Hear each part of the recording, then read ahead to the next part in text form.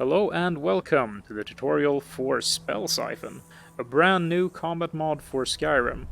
This tutorial is held in VR, as you may see, but it is also available for Special Edition and is soon coming to consoles. This video will be a two-parter. The first part will be this tutorial section, and the second part will be a short demo of the mod, where I will be fighting through a dungeon at level 30. With that said, let's get started. So, when you get the mod, when you first install it, you can load up an existing save you have, or you can start a brand new game. What you will find when you do so is a book in your inventory. This one, called Spellsiphoning. So, to enable all the features of the mod, open this book once, and you can then flip through it to just get a kind of thematic intro to what the mod is. It's a pretty short intro here. It then ends with saying the remaining pages are torn out. These pages that are torn out have fallen into your inventory. So you now have this pretty large list of pages. And each page here will introduce you to one new concept of the mod. The idea is that you can open one page at a time, exit the menus, try out that concept, and then return to where you were and continue from there. The reason for this, rather than having all the information in a single book, is to avoid this. Looking at this animation for about 100 times or so, just to get back to where you were, is a pretty painful experience. So, by using this system instead, you can target the page that you want to read and read only that. You also have the possibility to throw away pages when you feel like you've already fully grasped the concept and you have no interest in keeping them. You could also store certain pages in a chest for future reference, and maybe just keep the more advanced pages with you that you feel that you want to read multiple times. With that said, let's get started with the first page. So, the first page is introducing the bind shout. Bind is the entry point to this entire mod, and when you have read the book, you will automatically learn this shout, which you will find here, bind. Equip this shout, and I'm just going to show you my favorites menu here. Nothing here. There are no key bindings set up, no special quick ways for me to equip stuff. I am only using this single shout equipped to my shout slot. Along with that, I have my two hands, which are now equipped with vanilla spells, Frostbite and Healing. And everything that you will see from now on will just be using 3 buttons. Your left trigger, your right trigger, and your shout button. I now used my bind shout, and as you can see, my fists clenched up. That indicates that I'm using a shout, and my spells changed. So when you use your bind shout, you will unequip whatever you had in your hands before, and you will be equipped with these 2 spells instead. And these are the basic spells of the mod: the draw spell on my left, and the ward spell on my right. Moving on then to the next concept of the book, we have world. World is describing the first element that you can draw from your environment. So this draw spell is able to draw in energies from around you. If you just draw upon anything in the world, the terrain, the trees, the sky, the ground, you get the world spell. The world spell is a fireball with some additional effects that we will get to in a moment. The next concept page here is describing release, and it is basically just saying that if I have drawn something and I choose to release that, I will return to holding draw, allowing me to draw a new element. And this is pretty central to the mod. You will not be spamming spells here. You will always be drawing different spells and trying to mix them together to create new effects. The release page is also telling you that there are no mana costs in this mod. So, since I am drawing energies from the world and releasing those energies, nothing is really coming from within me, and therefore there are no mana costs. So you don't have to worry about that. And we'll get to some other features of the mod that will use your resources in other ways. Mana, or rather magicka, as it's called in this game, is actually still being used by the mod, but in a different way. Stamina is also being used, even though I'm using spells. But, as said, we'll get to that. So, the next page here is describing life, which is the second of the three elements. And life can be drawn from anything that is alive. Like, for example, my horse here. Sorry, horse. And here I have the life spell. Life acts like the spark spell from vanilla, with, again, some additional effects that we'll talk about later. It's released exactly like the fireball, so you will return to holding draw. Since this is a channeled spell, it will be released after 1.5 seconds, or it will be released as soon as you stop casting it. The third element described here is death. Death can be drawn from anything that is dead. That means pretty much anything that had a health bar and doesn't anymore. It also includes things that may be in dungeons when you get into them. There could be corpses already there of various types, and you can draw death from those as well. That will grant you the death spell, which is this. Looks like the vanilla ice storm.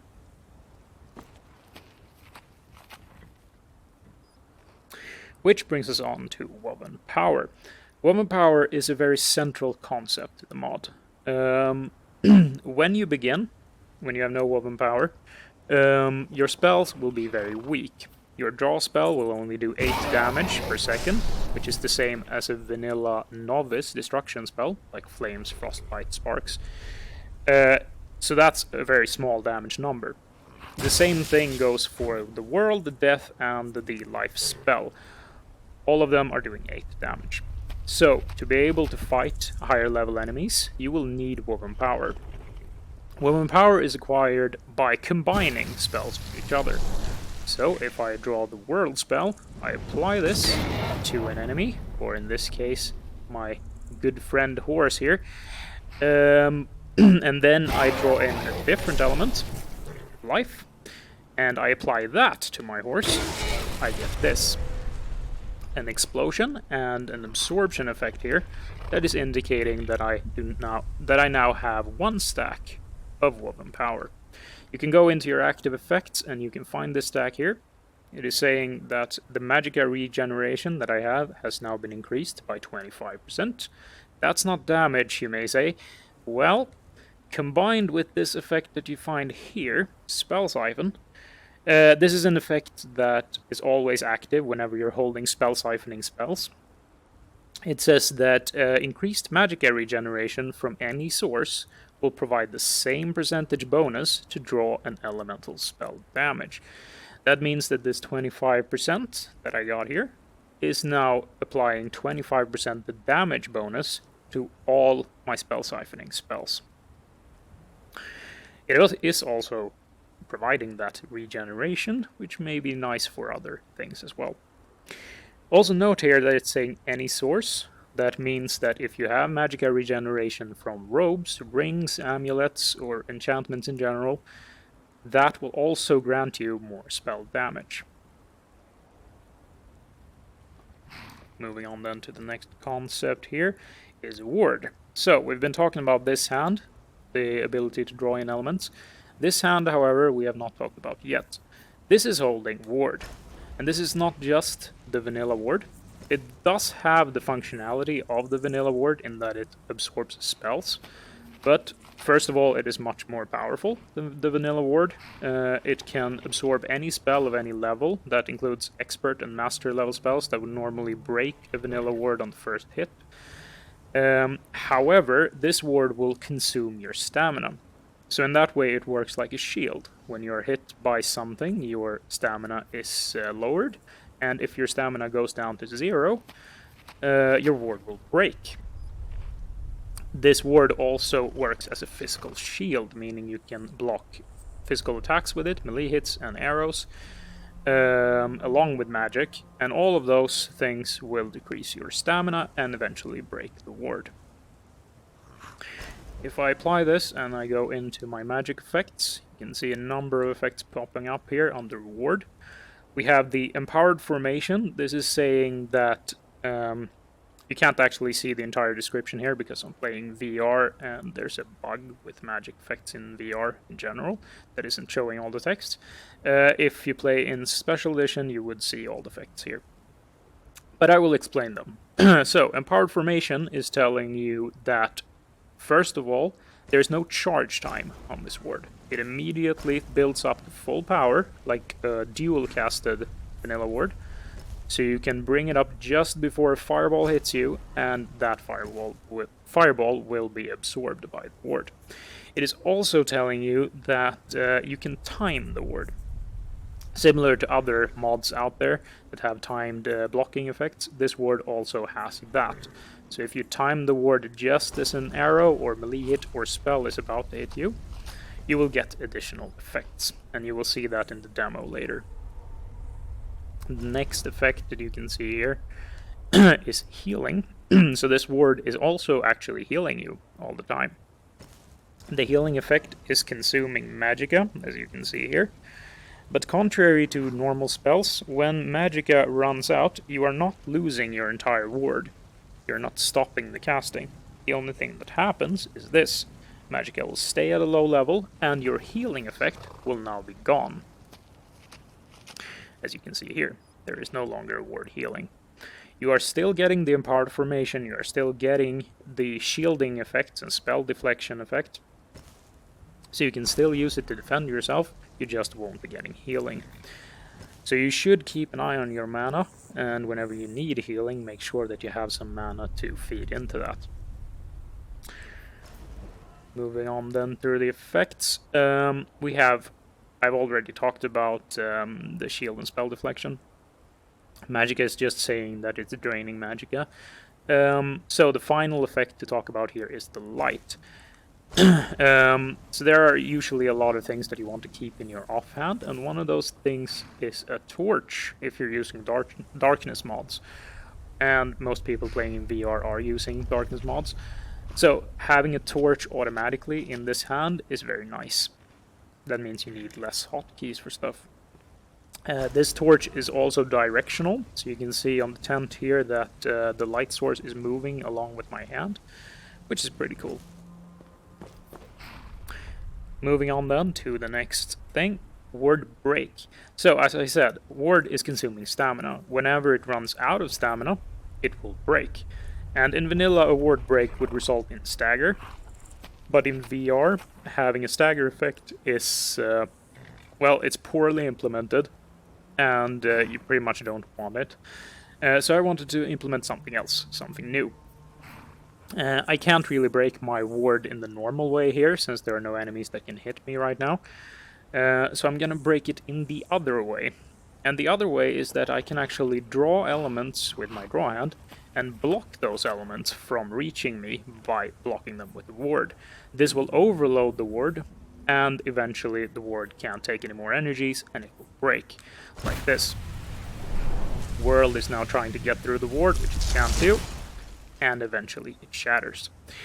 So, this is what happens when your ward breaks. It's the exact same thing if I would have broken it with melee hits. It converts into this. And this is pretty much just a reduced effectiveness ward. So you're only getting the healing effect from the ward. You no longer have the spell deflection. You no longer have the melee hit or arrow deflection. You just have the healing effect, which is still draining magicka, so you will still need magicka to get that healing. The healing strength is 15 health per second, which is the same as the vanilla healing spell that we can find up here. And normally it's doing 10 health per second, but as you increase in restoration skill and so on, you will eventually get 15 and even higher. So, it is also restoring stamina.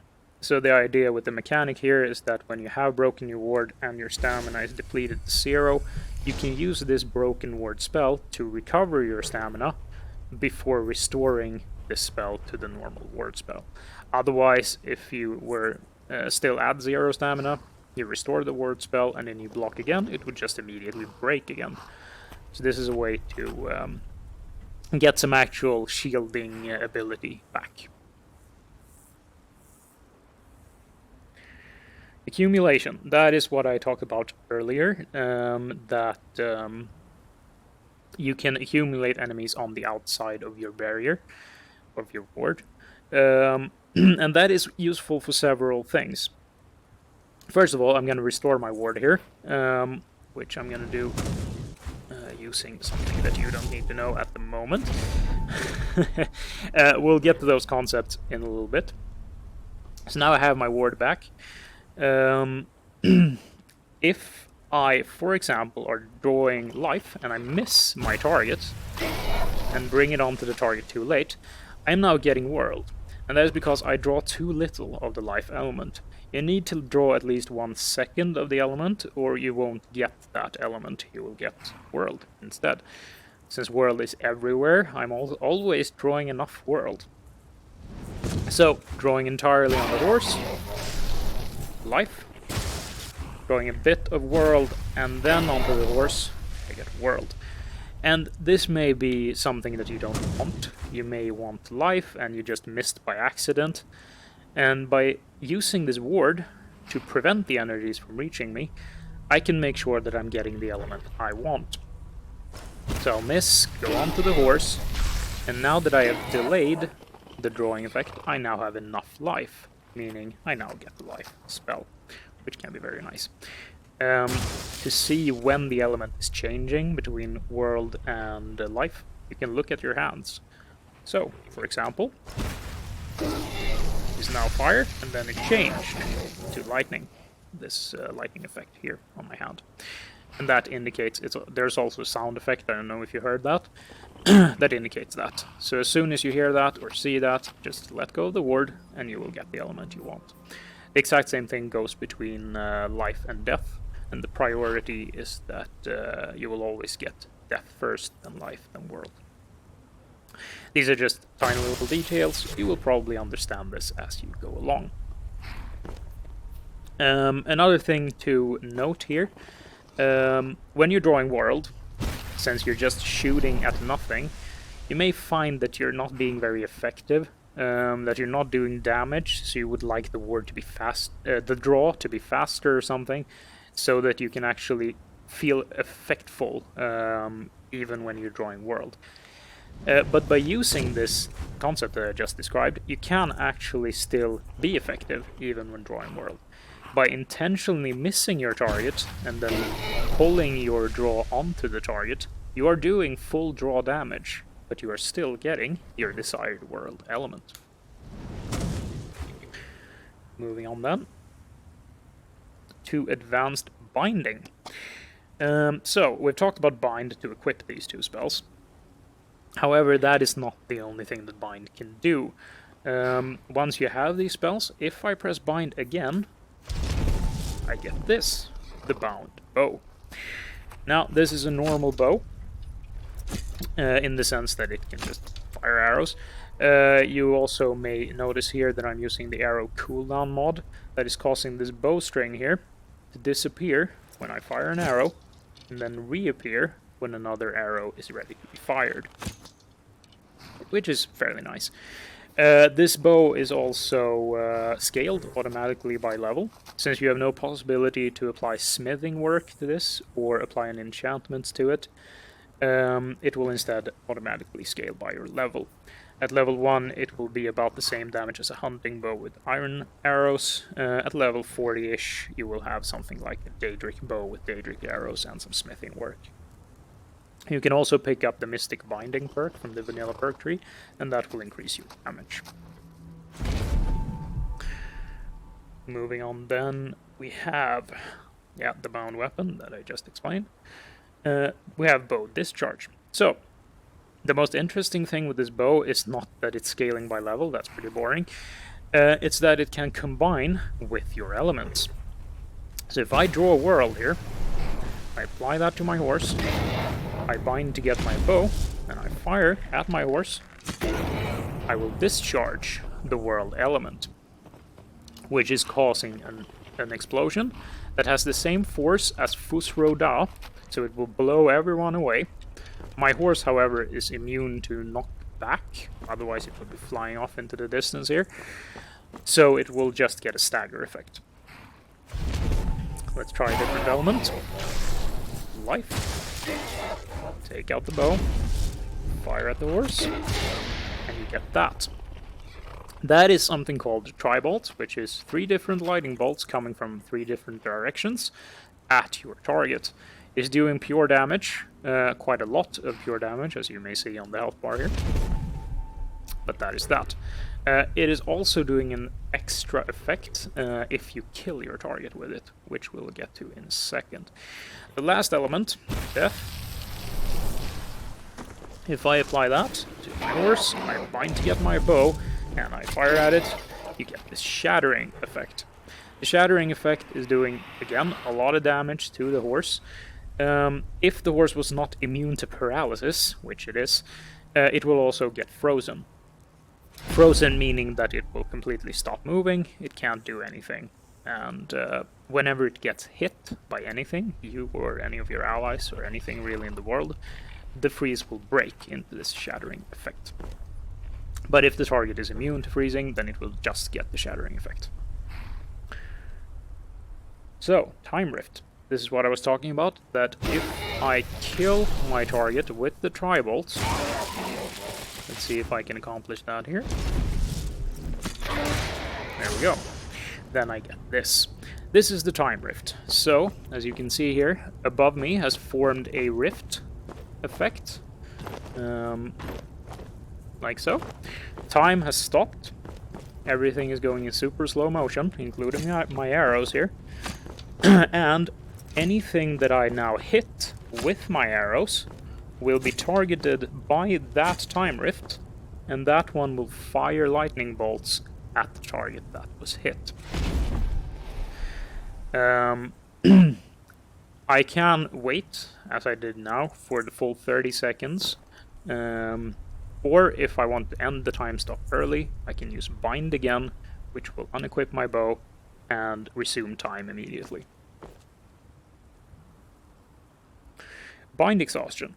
So, these bind effects are pretty powerful. Summoning the bow and doing this discharges, getting Fusroda's strength effects, is pretty powerful. So, I didn't want that to be something you can do all the time. So there is a cooldown system. So when I summon my bow here, you will find a new active magic effect saying Shaping Dissonance. And this is practically saying that if I summon the bow again now, I will be allowed to, but if I summon it a third time, I will get nothing. And that will also be seen here. So now I have Shaping Exhaustion for 19 more seconds. It's 30 seconds in total. And during these remaining 19 seconds, I cannot summon my bow.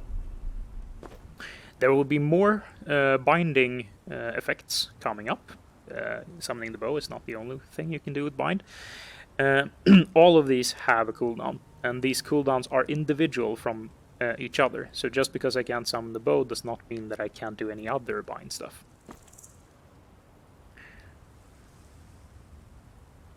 Elemental bind. So, time to get to those other bind effects. I'm gonna load my previous save here just to get my horse back, because it's a very nice life source. Now,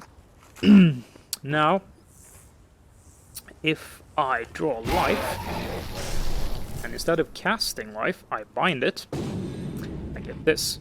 An ethereal effect. My horse was healed, because it's an ally. It heals everyone around me, and it makes me invulnerable with this ethereal effect. When it ends, it heals me entirely. So it will restore all my resources, health, magic, and stamina to full. when it ends. I could have also broken it early by just casting my ward and it would have gone away. When I return to physical form, I also get the death spell automatically. Because I was a ghost for a short time, I now have death, which feels fairly logical. This is a way to acquire death when you don't have any corpses. All your corpses may be looking like this, or you simply don't have corpses in your environment. Then this is a way to acquire the death element anyway, and be able to include it in your tactics. Right, more binds. That was life. Let's try binding death. Now I have death in my hand. If I bind that here, I will form a death rune where I'm looking. So this works pretty much like a vanilla rune trap. It will do a lot of damage if someone goes and triggers it. You can also trigger it with your spells and it will explode. When it does explode, it does damage, but it filters ally damage. So if someone is allied, like my horse here, they will not be taking any damage. All enemies, however, will take damage. This death rune has a couple of extra features. It will infuse everyone with death element. That goes for the life bind that I just showed you as well. It will infuse everyone hit with the element, just like a spell would. This death rune, however, is also doing one more thing. It is leaving lingering death on the horse here that I can use to draw it back. So this is another way to acquire death when you don't have any corpses, and for the exact same reason. When you don't have corpses and still want to include death in your tactics, then there are many mechanics in this mod that allow you to keep your death. You can also actually apply this lingering death effect to yourself by hitting yourself with the death rune, and that will also give you the death element back when you draw. He is now infused with death because I hit him with the previous death spell, not with the death rune. Moving on then. That was the elemental bind. Right, the third element, world. This is one of the more complex ones. If I summon this using bind, my ward hand is replaced. So I now have a damaging spell in my offhand instead of a defensive spell.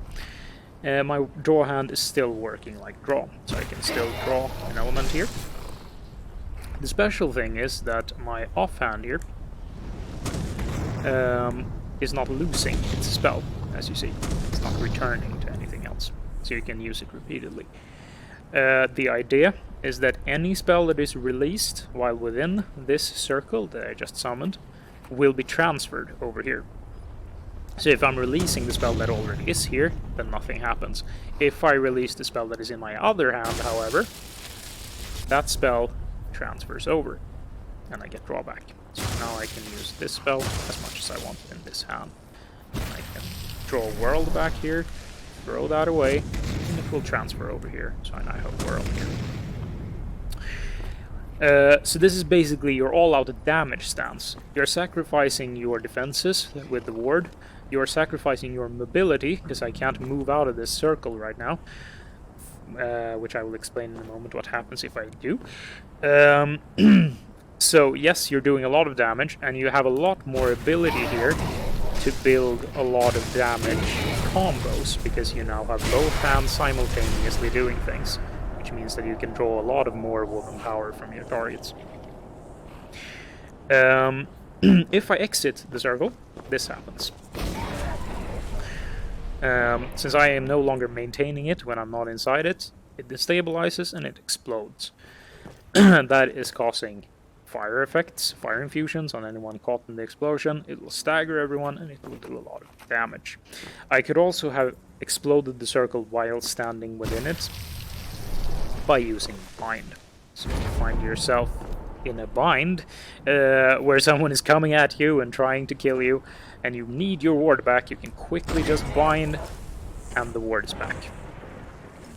Just like the death rune, this is filtering damage on enemies, So allies will not take damage. They will still be infused with the element, but they won't take any damage. I still wouldn't recommend using this in town, because everyone hit is still registering that you attacked them, meaning that they might get a little mad at you. Moving on then. These are explaining the 3 elemental binds. Soul Drift was the one I showed first, the ethereal form. Death Rune was the Death Rune. Weaving Circle was the circle that transfers spells between your hands. The last 2 pages here are just explaining some minor details with the mod, like damage numbers and that kind of stuff. So we don't need to go into that right now. You'll figure that out yourself. And that is that for the main mechanics of the mod. There are a lot of other things that I will show over time as well. You'll see some stuff in the demo, and there are some little tiny details. For example, in the coming patch that I will be releasing very soon, you have the possibility to draw life out of one enemy and put that life into a dead enemy, which will resurrect that enemy. So you now have another ally. And this ally will not last as long as a normal resurrection spell, because this kind of stuff can be done a lot. So I wanted to have a bit of a shorter duration, just so it's a bit more balanced. When that duration runs out, that person will, as usual, die and disintegrate. And that also gives you another downside to this. You can no longer draw death, since there is no longer any corpse here. So keep that in mind when you're resurrecting things. Moving on to the last detail of the mod. You may want to configure it to your own preferences. So whenever you have spell siphoning spells equipped and get this spell siphon magic effect, you will find these 4 new powers in your power menu, called Reverse, Reshape, Rephrase, and Reforge. If you don't find these things in your menu, then it's probably because you have non-spell siphon things in your hand, and then they will be gone. Find, get the spells back, and here they are. So, I'm gonna go through these powers from the bottom to the top. The first one is Reverse. Reverse is the most interesting one, because this allows you to... First, it basically just switches your hands. So if you're a person that likes to draw with their right hand and defend with their left hand, you have absolute full possibility of doing that. But the more interesting part of it is that it allows you to be a fully fledged Spellblade. So if I go and equip a blade here on my left hand, I now have draw here, and I can now use draw completely along with this blade. I have the ability to switch between elements like this. I can draw life. I can even use my bind effects. Sorry, oh, right. I have reverse equipped. Let me just equip bind. I can even use my bind effects with the sword still here. Break the ethereal by attacking someone. Get my death element here. I can bind that. Get my death rune. Everything is available with the blade in hand. So you can combine this with anything really in your offhand. It doesn't have to be a blade either. You could have a staff here to feel like a traditional mage, or you could have a spell from an entirely different mod here, or a vanilla spell if you like. However, I am locked to draw here. If I want ward in this hand, then I can use the reverse power to switch what this hand is doing. So that allows you to defend yourself, reverse, do some damage to enemies, reverse again, defend yourself, and so forth. Which is very nice. However, if you want to bind, as you just saw, then you would need hotkeys for both reverse and bind, so that you can switch between them to get the ability that you want. However, since I am releasing this for consoles as well, and you guys don't have a lot of hotkeys, there is a way called Rephrase here, that allows you to use reverse as part of bind. So I'm going to skip past reshape now and just go into rephrase. Rephrase changes how your bind works. So if I use rephrase once here and go back into my menu and look at bind, it has now changed to having 3 words instead of 1. And it says that you can invoke reverse or you can fully focus to get bind. That means that if I now use my bind shout with 1 word, I get the reverse effect. So you now don't need any hotkeys at all. You have full ability to defend yourself, to switch, and to use draw.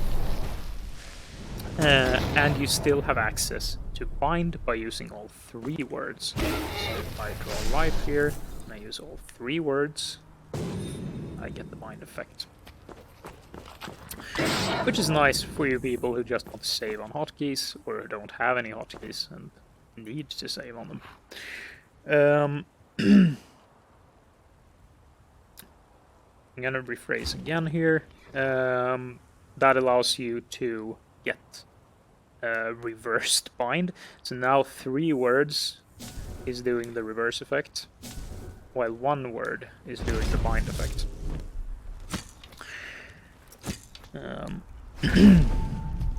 Also, as you can see here, if you bind to get your bow, then when you return from the bow, your equipment will be waiting for you, whatever you had in this hand.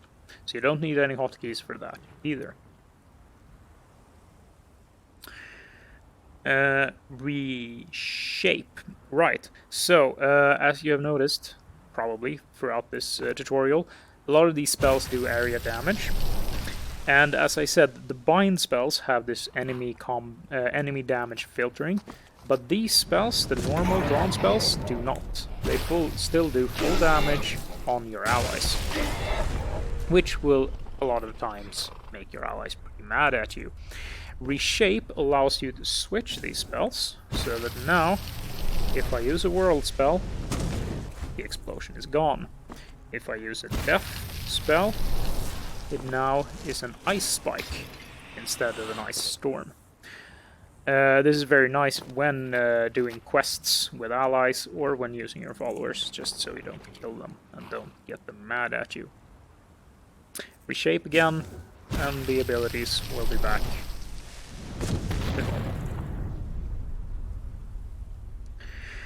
The final power then, because I've already gone through rephrase, is Reforge. Reforge allows you to switch your bow into another weapon. So for people that like to use, for example, a sword to trigger their effects, they can do so. So I can now bind. Actually, let's apply an element first. I'll apply Whirl here on my horse. Then I'll use a bind, and I will get this, a bound sword instead. Now I can now, just like the bow, go up and discharge elements. Get the explosion effect, just like the bow would do. I can get the Tri-Bolt and the Freeze and Shatter effects as well. If you trigger the Time Rift by killing someone, you will still get the bow, because the bow has the marking functionality to make the rift target enemies, so you still get the bow. There's another way to still get the bow when you're configured for melee weapons, and that is if you sneak. If you go down into sneak state here, and you do the bind, you still get the bow. So when you're starting combat, you usually don't want a sword. The bow is simply a better sneak weapon, so I kept this mechanic that if you're sneaking, you still get the bow. Again, no hotkeys required here.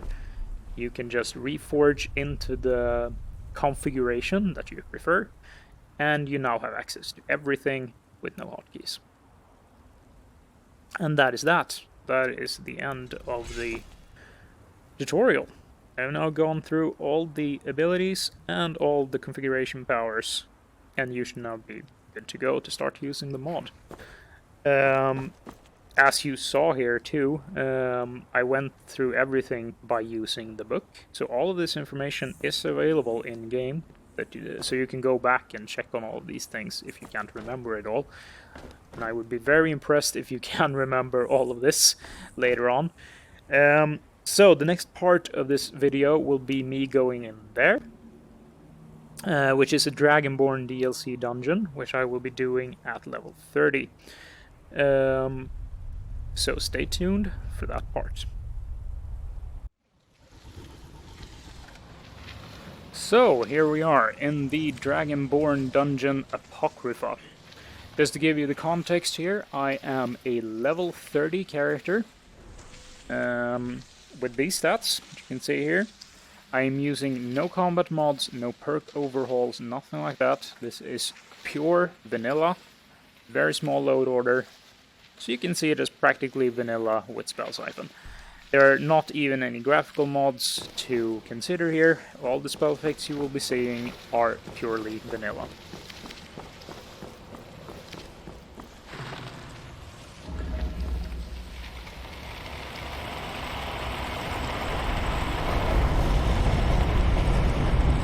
Begin with, I'm thinking I'm gonna demonstrate timed wording.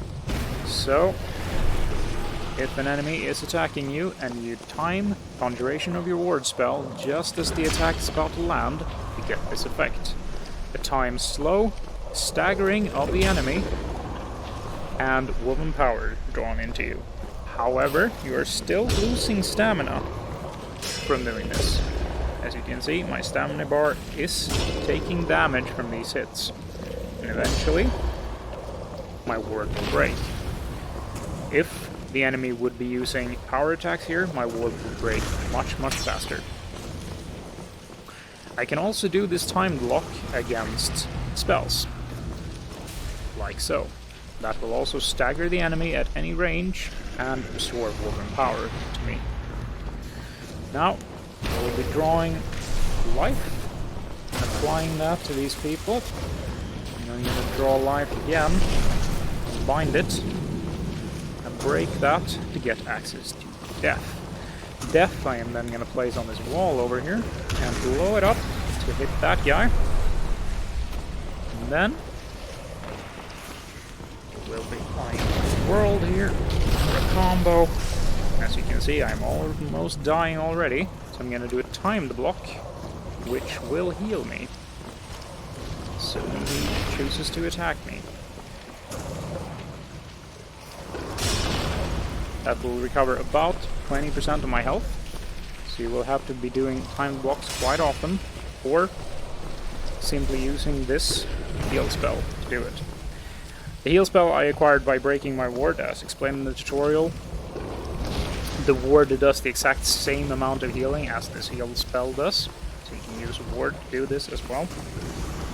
But when you run out of magicka, you will no longer be healing, which means that you will want to use your bind to recover your normal ward. And then I'm going to bind death onto the staircase and draw that. Yeah, world. Draw death from the enemy that I hit with the death rune. Give me death again. And then I'm going to apply this over on this guy. Take out my bow and shoot him, which will shatter him because he is immune to the freeze effect. Shoot the explosion at that guy, which is immune to knockbacks, so he will not be knocked back. However, that guy, I'm fairly sure, is not immune to freezing effects. So I'm gonna bind life again, break that, apply death to him, take out my bow, and freeze him. As you can see, he's now unable to do anything, and he will stay like this for about 30 seconds. Which gives me plenty of time to kill his allies. I'm going to form a weaving circle. I'm going to start building up stacks on this guy.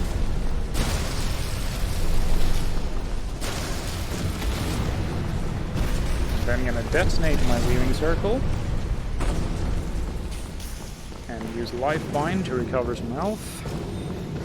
Throw death on that guy again. Take out my bow, refreeze him. Draw life. Apply that to these people. Get even more stacks of woven power. And I should be able to kill this guy. That's a nice effect. Like that. And now I will actually draw death back from this frozen target. Same as with the death rune. If you have someone frozen, you can draw death back from them. And I don't have my word, I'm noticing now. Like death to you. And I'll just take life here. Like that, over there, and over there. Take out my bow. Detonate these 2 life effects for the tri-bolts.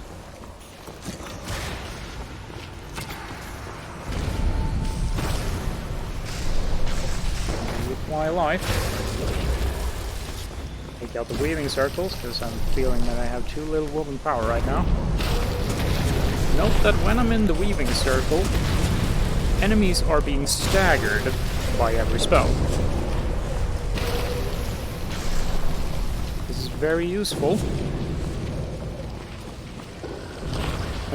for controlling people when you are defenseless in the weaving circle. However, this effect only lasts for 5 seconds. After that, people will no longer be staggered, so you can only really use the weaving circle this way for a very short time. I'll be freezing and shattering this guy, which finally killed him, and I can use him to draw death. I'm gonna apply to that. Then I'm actually gonna create a weaving circle, which I can now use death in, which means that I will be doing a lot more damage. Or rather, I will be creating a lot more stacks, which, as you can see, killed that guy pretty easily. Finally, I'll detonate my weaving circle, and that is the end of that fight. So, I hope you enjoyed this demo of the mod.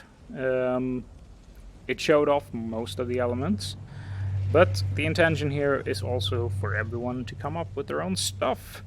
The combos I'm using, the order I'm using things, is not the best way to play or the only way to play. So, feel free to be creative. And feel free to combine it with the millions of mods that Skyrim has to create your very own playstyle. But that's it for me, and thanks for watching.